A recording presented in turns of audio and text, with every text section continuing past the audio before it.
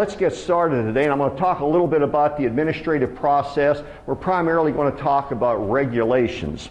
Now, I do know there are some in here that have suffered through me before as a lecturer, so mea culpa, just bear with me. But before I start, I'm going to share a story with you about a branch of government. By the way, how many branches of governments do we have in this country? 4. Oh, very good. Someone's had me before. Who said 4? Okay, Danny, what's the 4th branch of government? The administrative branch of government. Listen, folks, legislative, executive, judicial, but there's 4 according to me. And once again, you get 3 lawyers up here, you're going to get 3 different opinions. The 4th branch of government is what? It's the administrative branch of government. And I will tell each and every one of you, a majority of you, before you pass on at the age of 106 with your great-grandchildren at your bedside, you're going to experience the administrative process. Very important. Okay, I'm going to tell you all a story. It's an imaginary story about the imaginary land of Wall, which you might gather is law spelled backwards. The imaginary land of Wall. In the imaginary land of Wall, there was a butterfly and there was an elephant. And they fell in love, and they wanted marriage and a family. Obviously, there's a problem with this matchup for the animal science majors to decide. So what happens? Well, after some discussion, it was decided that the elephant would go off to the king of the kingdom and see how they could make this work. So the elephant went off into talk to the king of the kingdom, and he said to the king of the kingdom, the Lion King, he said, look, I'm in love with the butterfly's in love with me, we want family, we want marriage, what can we do to rectify this situation? At that point, the Lion King said, I can't help you. What you need to do is talk to the wise old owl, Abby. She might be able to help you out. So the elephant went off to Abby and he said, Dear Abby, I'm in love with the butterfly's in love with me, we want marriage, we want family, but how do we make this work? Well, after Abby listened to the explanation, Abby said, look, the solution here is quite simple. All you have to do is become a butterfly. So the elephant went off into the jungle only to return a few weeks later and said, look, Abby, you've given me excellent advice, but how do I become a butterfly? At which point, Abby, the wise owl, looked at the elephant and said, that's your problem, I just make policy, I don't implement it. What we're looking at here is a situation where it's one thing to make policy, it is entirely another thing to implement it. And we make policy through laws and through regulations, and that's what we're going to talk about. I note here laws are packages for policy. If we happen to have an endangered species, as an example, let's say we've got the manatee or some other endangered species, or we want to protect water, or we want to protect the use of agricultural chemicals in a production system. Because laws are packages for policy, here's how the system is set up.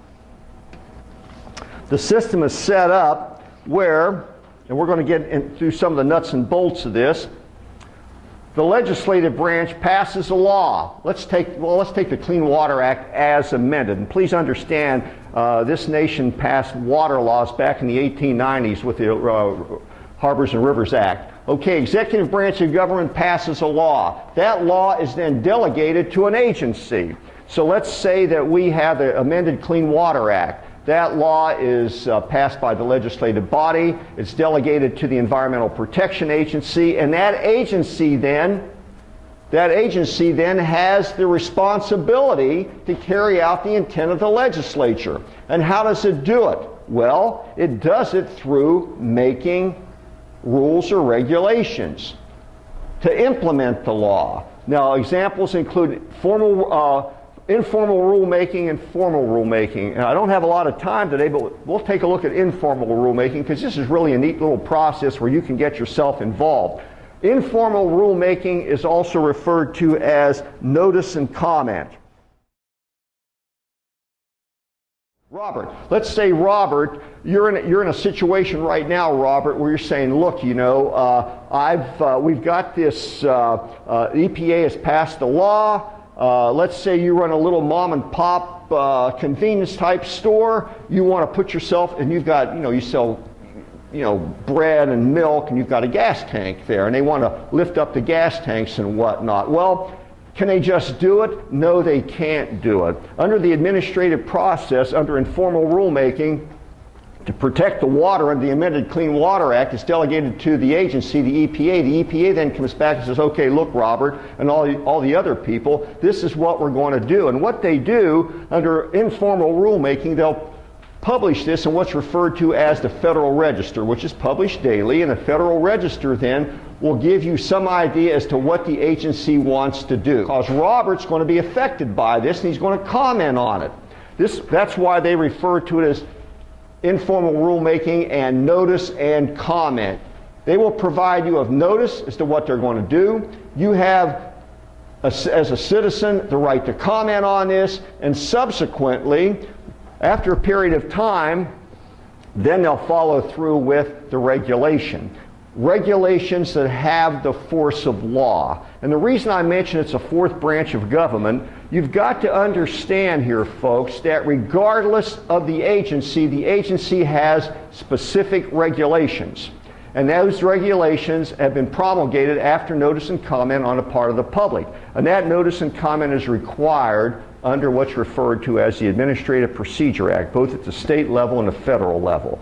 Also, you've got to understand, with the informal rulemaking process, all agencies, again, have these rules or regulations, and I don't care how or what area or branch you're going to get yourself involved with when you leave this austere institution, you're going to face the fourth branch of government, the administrative branch of government. Department of Transportation, EPA, USDA, just to mention a few, Food and Drug Administration at the federal level, at the state level, our state DOT, our state DEP, Department of Environmental Protection, Department of Ag and Consumer Services, it's all there. But here's the most important part about this. Before you can challenge an agency in court, Robert, let's say you're saying, look, you can't do this, you can't do this.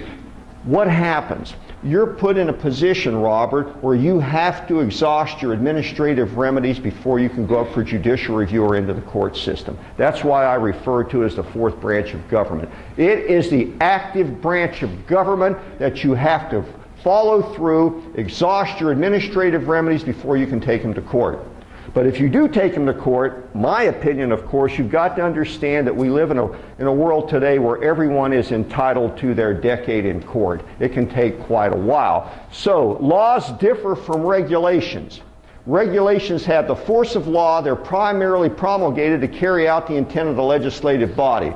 Clean Water Act is amended, EPA, regulations, Robert's tanks. But before Robert jumps up and down and starts pounding his fist and saying, I'm going to sue you, he's got to go through the administrative process and exhaust his administrative remedies.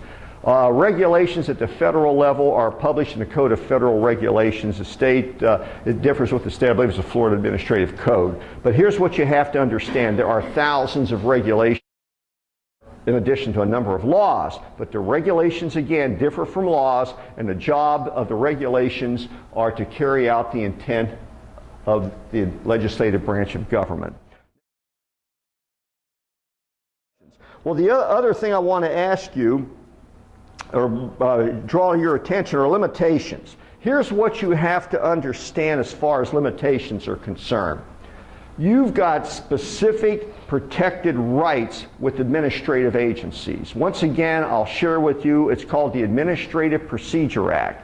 At the federal level, the APA was originally passed back in 1947. At the Florida level, it was in 1970. But under the APA, under the Administrative Procedure Act, that provides you, the citizen, with specific checks to check the agency if the agency has overreached its own authority. That's extremely important. So as an example that I often use, let's say that the Department of Transportation, I'm sorry, what is your name? Emily? Okay, Emily, let's say the DOT wants to put an exit ramp through your family cemetery off of I-75. Now, since you are being harmed by that, you've got standing to challenge. You're also in a position where you can say to the agency, look, I don't like this at all. You have a right to challenge them. The agency just can't look at you and say, forget it.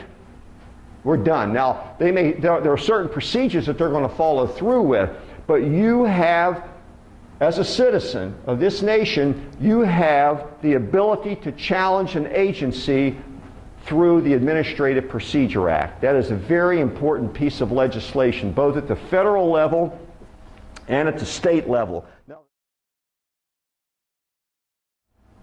agricultural law. Now, I belong to an organization called the American Agricultural Law Association. There's about, there's probably about 800 of us around the country. We represent private entities, we represent government, we represent education. Those are primarily the three branches.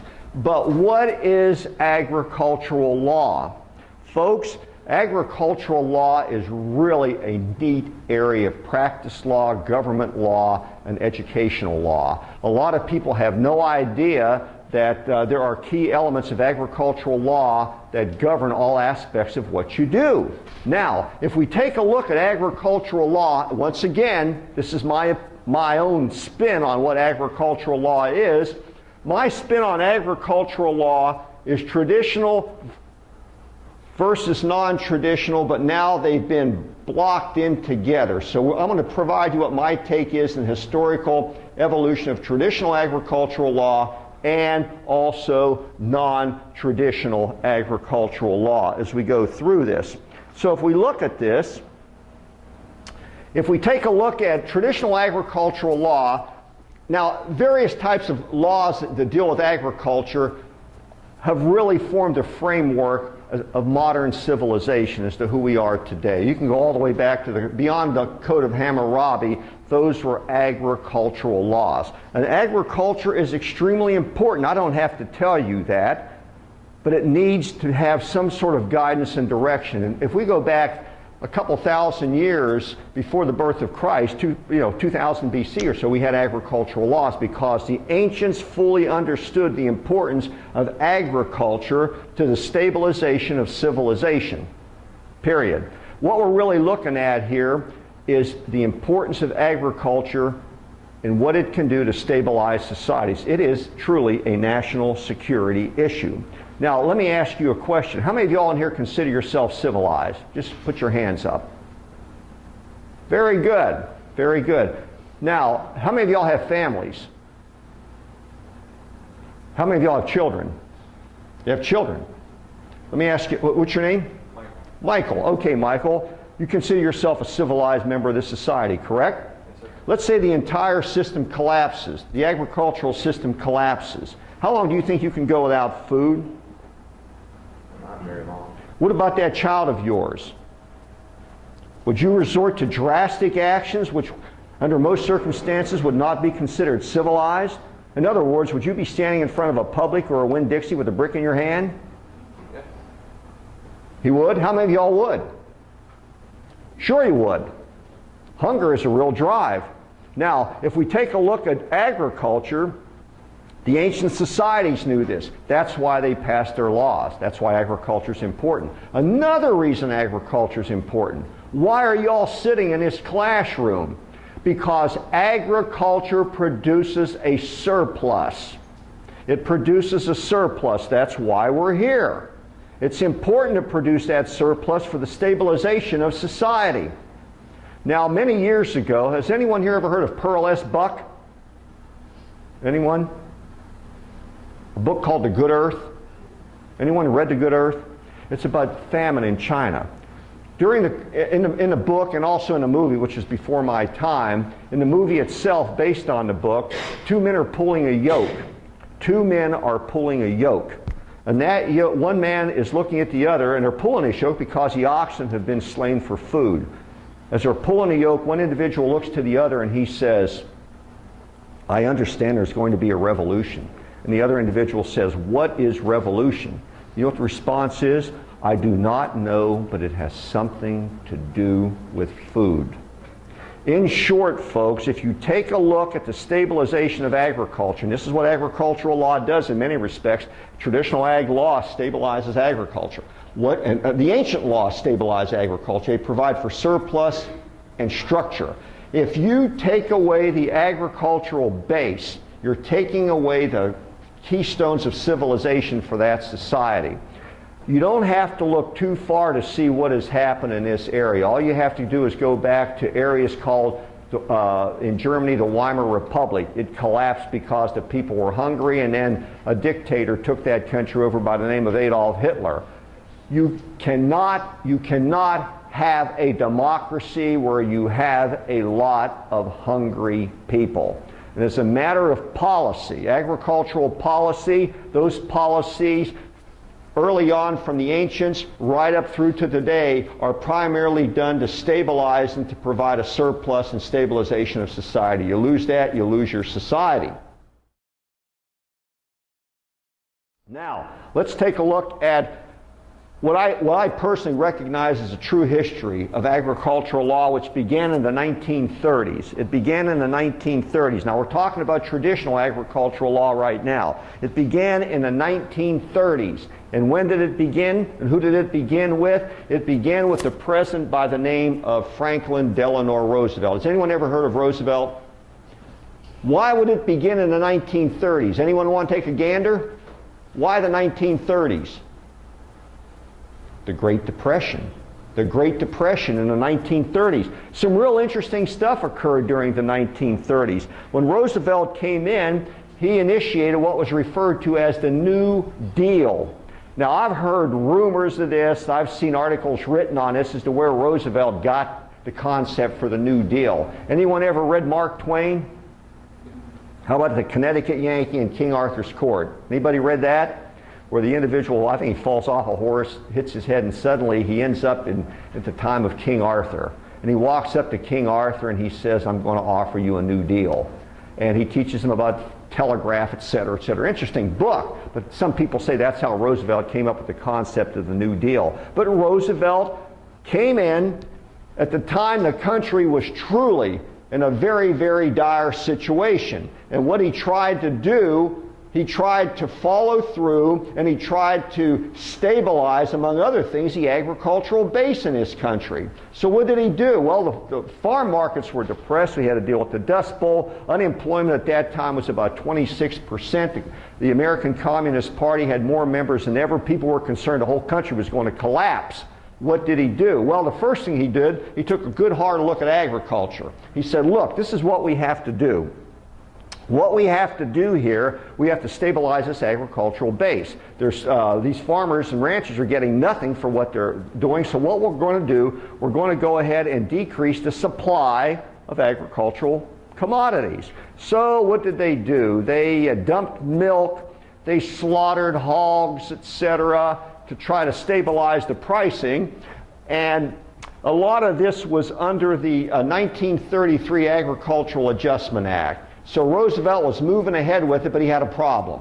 His real problem was the U.S. Supreme Court. Those 9 people in black robes were saying, no, no, no, Roosevelt, you can't do this. You can't do this because we've got hungry people here. You're depressing, you're trying to increase the prices of agricultural commodities, you're dumping milk, you're slaying hogs, the press picked it up, it's in the papers, lots of problems, and the Supreme Court kept coming back and saying, look, Roosevelt, you can't do this. All that you're trying to do here with your New Deal programs and some of your New Deal agricultural programs, what you're trying to do here is a matter for the states. It's not a federal question, it's a state question under the 10th Amendment of the Constitution. So what did Roosevelt do? Well, he was upset. We had one instance after another where one New Deal program after another was found unconstitutional. And it, primarily, in my take, through the 10th Amendment. So what did Roosevelt do? Roosevelt then came back and says, look, he says, we've got a situation here where we realize that we've got 9 people sitting on a Supreme Court. They've got a heavy workload, they need help, so what I'm going to do is move to have more people appointed to the Supreme Court of the United States. What Roosevelt tried to do was pack the Supreme Court of the United States. In the meantime, my take, this is interesting, they were churning for the 1938 Agricultural Adjustment Act. He wanted to get these New Deal programs through. Not all of them went through, even under that act, but he wanted to get them through. So what happens? He gets through the 1938 Agricultural Adjustment Act, which is also known as the 1938 Farm Bill. Every 5 years we have a new Farm Bill. So what happens? The Supreme Court is allowing a lot of his New Deal programs to go through. This is after he tried to pack the court but was unsuccessful. Now, a lot of people argue, historians will tell you, that as far as Roosevelt's idea of trying to pack the Supreme Court and then getting his New Deal programs not through the 33 Act, which was torn apart, but the 1938 Agricultural Adjustment Act, where a lot of his programs were found constitutional, a lot of people say that under those circumstances, it was, from the standpoint of the Supreme Court, it was a switch in time that saved 9. When he tried to pack it, then he came back with the 38, the Supreme Court had a different attitude. But what we're looking at here, the 1938 Agricultural Adjustment Act, traditional agriculture. Now, traditional agricultural law, wills, trusts, estates, all that was there. But when you couple in, which I think is the golden era of agricultural law from the federal perspective and laws and regulations, it was in the 30s. 1938 Agricultural Adjustment Act, also referred to as the 1938 Farm Bill. If you take a look at the history of agricultural law, and once again we're still looking at the traditional perspective here, some of the most prominent impacting cases in U.S. history are agricultural cases.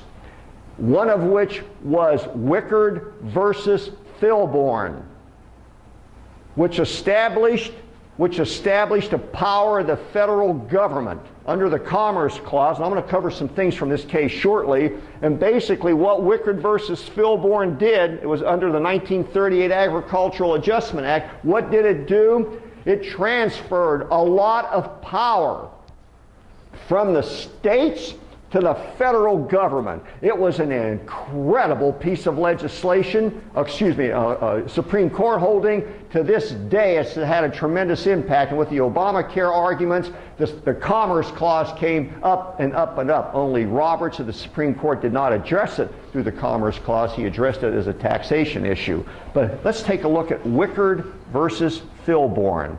Now, folks, it's amazing how such a small amount of money, an agricultural commodity, could have such a far-reaching historical effect on every single person that's sitting in this room. So let's take a look at Wickard real quick. I'll read this right from the Supreme Court Reporter. It reads, the appellee for many years now, the fellow was named Roscoe Bourne. The appellee for many years, Roscoe Bourne, has owned and operated a small farm in Montgomery County, Ohio, maintaining a herd of dairy cattle, selling milk, raising poultry, and selling poultry and eggs. It has been his practice to raise a small acreage of winter wheat sown in the fall and harvested in the following July, to sell a portion of the crop, to feed part to poultry and livestock on the farm, some of which is sold, to use some in making flour for home consumption, and to keep the rest for the following seeding. The intended disposition of the crop here involved has not been expressly stated. The court goes on. In July of 1940, pursuant to the Agricultural Adjustment Act of 1938, as then amended, there were established for Roscoe's 1941 crop of wheat acreage allotment of 11.1 acres and a normal yield of 20.1 bushels of wheat per acre.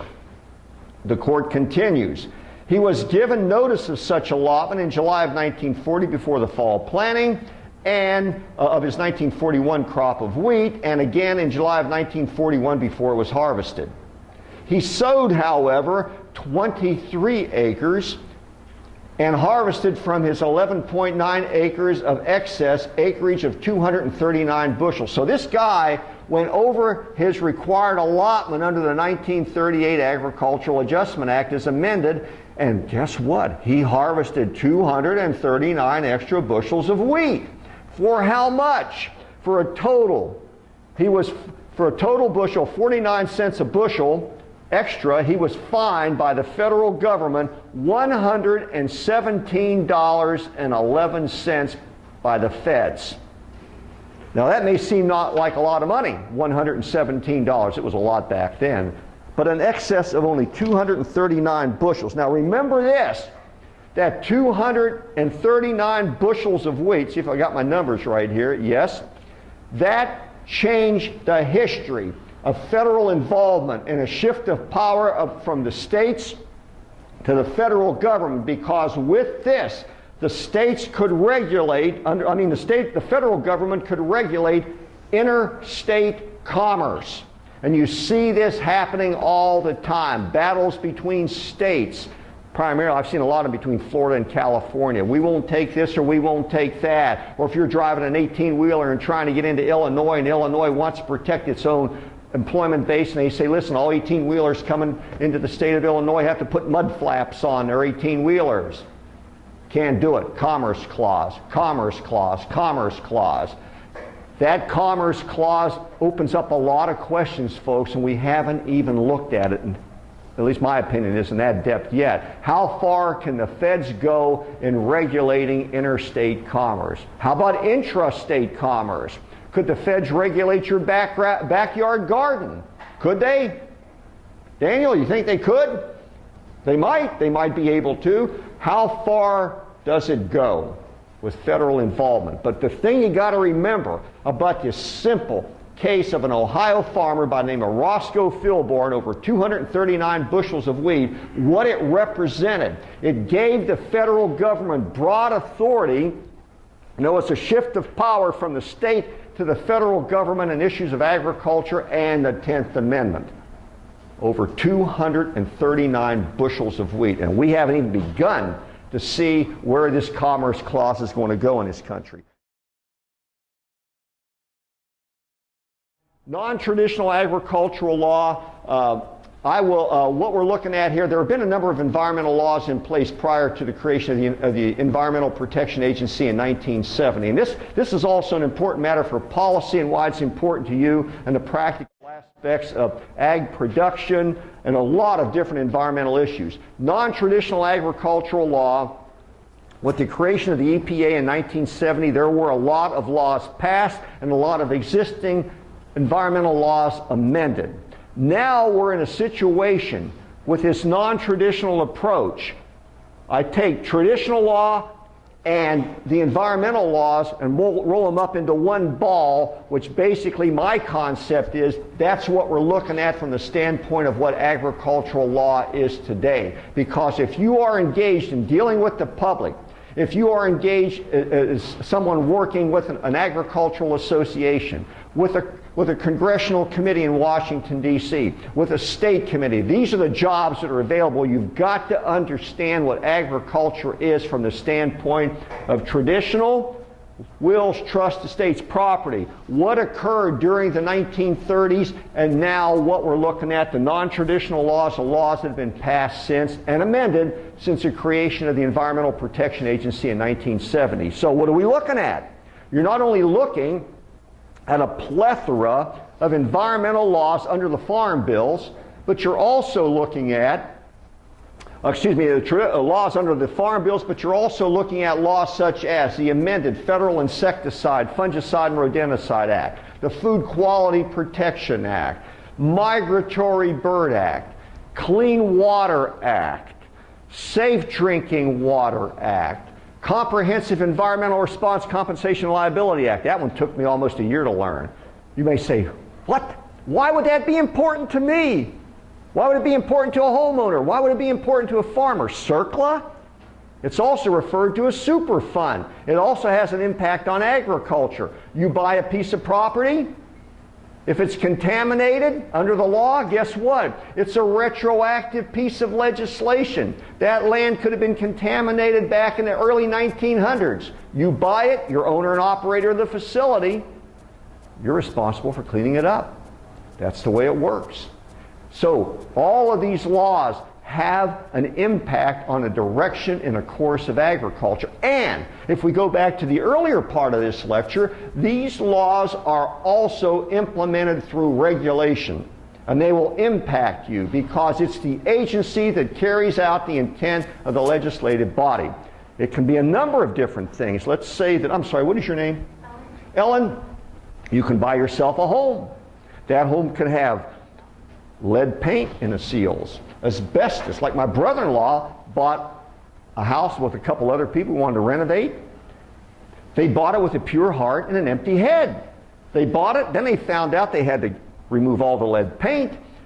The boiler in the basement up in Washington, D.C. had asbestos. It was all wrapped in asbestos. They lost on that. You've got to understand these are the laws, and these are the things that are going to impact you. And that's why employers are looking at this thing from the standpoint that laws are packages for policy. There's also the regulations to deal with. And you've got to put yourself in a position where you're not lawyers, of course, but you know enough to look at a situation and say, wait a minute, there may be an issue here. And then you can contact your legal counsel. That's what we're looking at. The implementation of non-traditional agricultural law and its impact on agricultural policy. Again, folks, where we are right now and today, you've got to understand how this impacts. Because even if you're at the production level, you cannot do certain things without dealing with the agencies first. If there's an endangered species there, if there's a water contamination issue, if there's non-point sources of pollution, if there's point sources of pollution, all of it. Total maximum daily loads of nutrients into a body of water. All of this has an impact on what you can and cannot do, and it's governed by regulations, carrying out the intent of the law.